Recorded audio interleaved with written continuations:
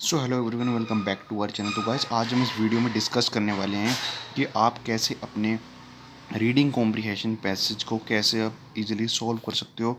तो आज हम इस वीडियो में डिस्कस करेंगे। तो सबसे पहले जो हमारे फर्स्ट पॉइंट है कि हमें जो पैराग्राफ और क्वेश्चंस हमें जो गिवन है उसे हमें जल्दी से थोरोली रीड कर लेना है। वैसे मोस्टली हर पैसेज में 5 क्वेश्चंस गिवन होते हैं। हमारे जो एसएससी स्टेनो एग्ज़ाम होता है, क्योंकि 5 क्वेश्चंस के हमको 4 पैसेजेस गिवन होते हैं, तो हमें 5 क्वेश्चन गिवन होते हैं। तो सबसे पहले हमें क्या करना है, अपने जितने भी क्वेश्चंस गिवन है उनको थोरली रीड कर लेना है। सेकंड में हमें क्या करना है, वो जो आपने क्वेश्चंस रीड करे ना वो आपके माइंड में एक इमेज बना लेंगे। उसके बाद सेकंड आपको कॉम्प्रिहेंशन पैसेज को रीड करना स्टार्ट करना है। जब आप कॉम्प्रिहेंशन पैसेज को रीड कर रहे होगे ना, और जो क्वेश्चंस आपने अभी रीड करे हैं, जो क्वेश्चंस हमें पूछे गए हैं पैसेज में, वो क्वेश्चंस जब आप उन लाइन पर रीड कर रहे होगे ना, तब आपको थॉरली आपको उस पर फोकस पड़ेगा।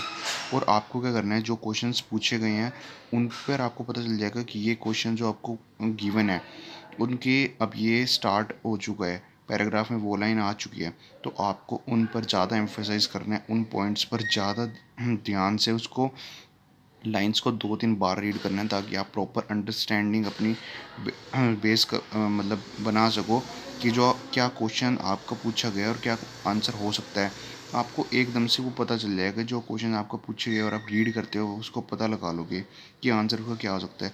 फोर्थ, अब जो हमारे जो पैसेजेस आ रहे हैं उसमें क्या आ रहा है, जो 5 क्वेश्चंस हैं उनमें से 2 या जो 3 क्वेश्चंस हैं वो तो हमारे पैराग्राफ बेस्ड हो जाते हैं, जो कि आपको रीडिंग एबिलिटी से ही हो पाएंगे। तो आप जैसे क्वेश्चन है वो तो आप 2-3 क्वेश्चंस तो आप उसके बाद सॉल्व कर लोगे। और आजकल क्या आ रहा है, 2 क्वेश्चन जो होते हैं वो अलग होते हैं, 3 क्वेश्चन तो हमारे पैराग्राफ से हो गए, और एक क्वेश्चन जो होता है हमारा रिगार्डिंग सिनोनिम या एंटोनिम पूछ लेते हैं। जैसे कोई भी पैराग्राफ में वर्ड दिया गया है तो उसमें से अब आपको पूछ लेंगे कि इसका सिनोनिम क्या हो सकता है, एंटोनिम क्या हो सकता है। वैसे जो एंटोनिम्स वाला क्वेश्चन होता है ना, उसमें मोस्टली क्या होता है, 3 उसके सिनोनिम्स की वन होती है और एक एंटोनिम होता है। तो आपको कोई दिक्कत नहीं आएगी अगर आपके सिनोनिम एंटोनिम स्ट्रॉन्ग है। और वैसे भी अगर उसमें कोई पैराग्राफ में सिनोनिम एंटोनिम या पूछा जाता है ना, तो वो ईजिली होता है और वो आप इजीली सोल्व भी कर सकते हो अगर आपकी वोकेबलरी स्ट्रॉन्ग है। अगर आप डेली अपने synonym antonym idiom and phrases या वोकेबलरी पढ़ते हो तो आपका इजीली हो जाएगा। तो 3 क्वेश्चंस तो आपके पैराग्राफ के बेस्ड पर हो जाएंगे, रीडिंग कॉम्प्रिहेंशन पर। हाँ जी, तो सिनोनिम एंटोनिम आपका सोल्व हो जाएगा अगर आपकी वोकेबलरी अच्छी है। और अब हम जो हमारे 3 क्वेश्चंस हो गए वो तो हम हो गए हमारे पैराग्राफ बेस्ड, और एक क्वेश्चन हो गया हमारा सिनोनिम एंटोनिम बेस्ड।